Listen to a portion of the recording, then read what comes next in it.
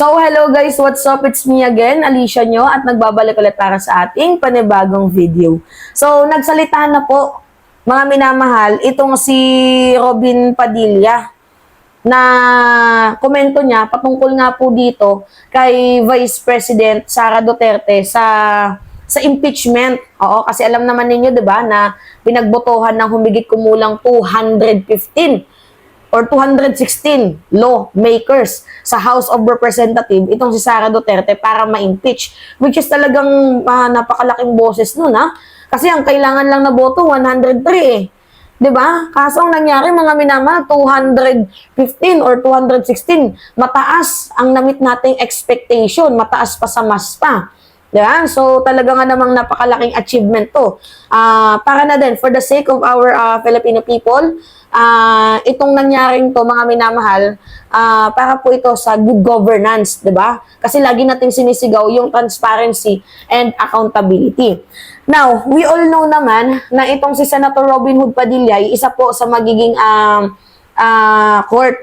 magiging judge. Kasi una, yung proceeding dyan, diba? Una, mga minamahal, syempre, kailangan sa lower house, di ba? Sa House of Representatives, makakalap ng perma. Nakakalap nga tayo ng perma.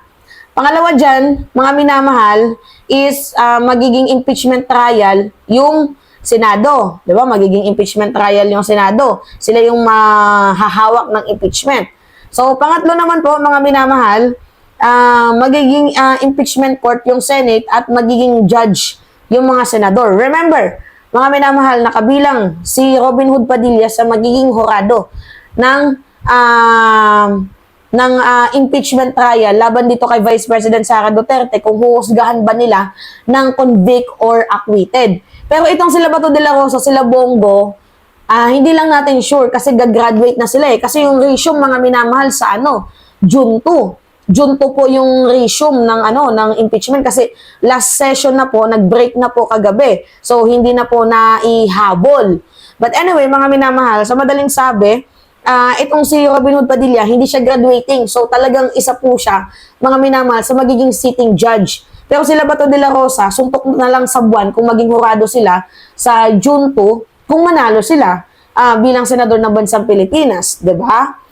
So, ngayon nga po, mga minamahal, nagsalita itong si Lolo mo Robin. Oh, ang sabi dito, Mr. Senate President, yan si Chis Escudero, I move. Wow, I move, mga minamahal. Ito ang hilig gamitin ng Robin Padilla, no? Yung I move na yan.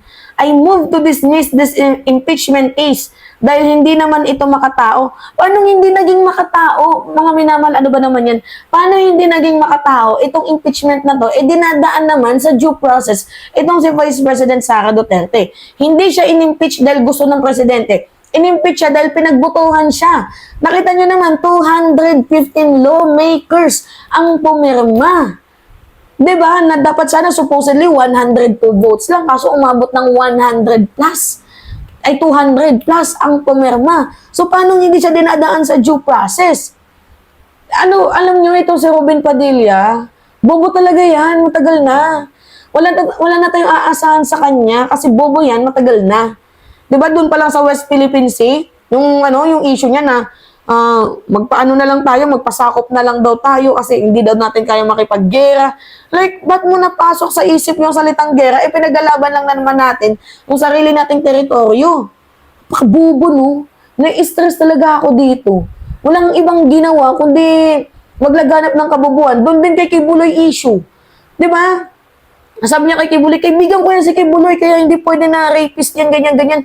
Like, okay, kaibigan mo, kasi pinahiram ka ng chopper, pinag-free air ka sa kanyang TV, kaibigan mo siya. Maybe sa'yo mabait, kamustahin naman natin sa iba. Kasi may mga tao naman talaga, mga minamahal na kunyari, mabait ako sa'yo, pero sa iba medyo hindi, kasi hindi ko gusto yung treatment. May mga ganong senaryo eh. Alam nyo, paepa lang talaga itong si Robin Hood Padilla. Alam mo, Robin, manahimik ka. Yun lang yung may aambag mo. Kasi bukod sa wala ka talagang talino, wala kaming maasahan sa'yo. Diba? Tapos hindi mo nga kaya yung sabay camera report na yan, napahiya ka pa. Uy, bawal English. Yung mga ganun-ganun na word. Ay, nako. Sabi pa dito, Alam niyo kung bakit? Alam daw ba natin kung bakit hindi makatawag yung impeachment? Dahil ako bilang isang makabayan, naniniwala na ang confidential funds ay tulad ng pagmamahal. Hindi kailangang ipaliwanag basta nararamdaman mo. Humugot pa yung okay ng inang... Alam mo, Robin, wag mong gawing comedy ang Senado. Ay, anyway, satire lang pala to. Sino ba naman kasi satire lang pala. Mga minamahal, sorry, satire lang pala to. Nakalagay dito pala sa ilalim. Hindi ko nakita satire. But anyway, sige, kung ito man, sabi na lang natin na talagang ito yung naging komento niya, hindi naman po, tawag dito, hindi naman po clown ang Senate. Hindi naman po circus ang Senate. Be professional enough. 'Di ba? Magpaka-professional ka sana. Sabi na lang natin na hindi mo to sinabi, pero sana yung magiging komento mo, be professional enough. Dahil ikaw na mismo yung naunang nagkomento. 'Di ba? Na hindi ka pabor na ma-impeach itong si Vice President Sara Duterte nung nandoon ka sa INC rally. Okay. Set aside natin yan kasi sabi niya, satire lang naman pala. Pero yung point dito, as a senador ng bansang Pilipinas, dapat ina-apply mo yung pagiging, yung fairness. 'Di ba? Yung pagkakapantay-pantay. Hindi pa nga nakakarating sa'yo yung article of impeachment. Ano yung ginagawa mo? Meron ka ng komento. Ang dami mo nang sinasabi. Tama ba yun? 'Di ba sana basahin mo muna? Kasi diyan nakalagay kung bakit gustong ma-impeach ng taong bayan itong si Vice President Sara Duterte. Basahin mo muna. Kasi kayo yung magiging kayo yung magiging hurado Dapat, nandun pa, dapat, tawag dito, fair ka. 'Di ba? Mayroong pagkakabalanse. Hindi yung di porket kabaro mo, bibigay ka na agad ng boto. 'Di ba? Hindi tama yung ganon.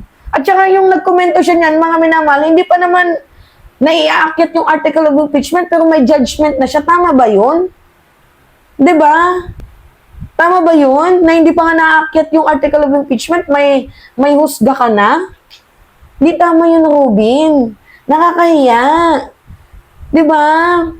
Na parang pinapatunayan mo na hindi ka marunong magbasa, tamad ka, di porket kabaro mo. Hindi ka para sa taong bayan kung ganyan. Hindi para sa taong bayan yung ginagawa mo. Di ba para ka lang sa kaibigan mo, sa mga nakatulong sa'yo, para ka lang sa mga ganon. Hindi ka para sa Pilipino. Oh, 'di ba? Nagigets ninyo yung punto natin, mga minamahal? Anyway, satire lang pala to. Diyos mio naman. So, yun po. Pahingi lang po ako ng likes ninyo, mga minamahal.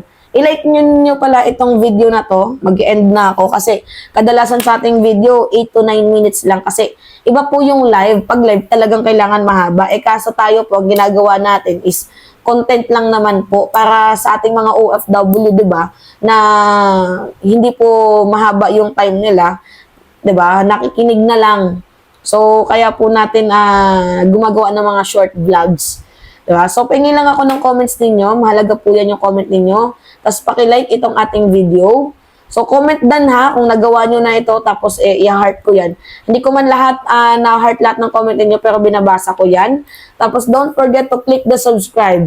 Mahalaga yung subscribe button, mga minamahal, para lumawak po yung minamahal channel natin. Dumami po yung pamilya natin dito sa Alicia Commentaries. Tapos, i-click nyo yung notification bell. Bakit? Para lagi pong nagno-notify yung video natin sa cellphone ninyo. Yun po, mga minamahal. Anyway, it's me, Alicia nyo, at nagbabalik ulit para sa ating panibagong video. Maraming salamat, mga minamahal.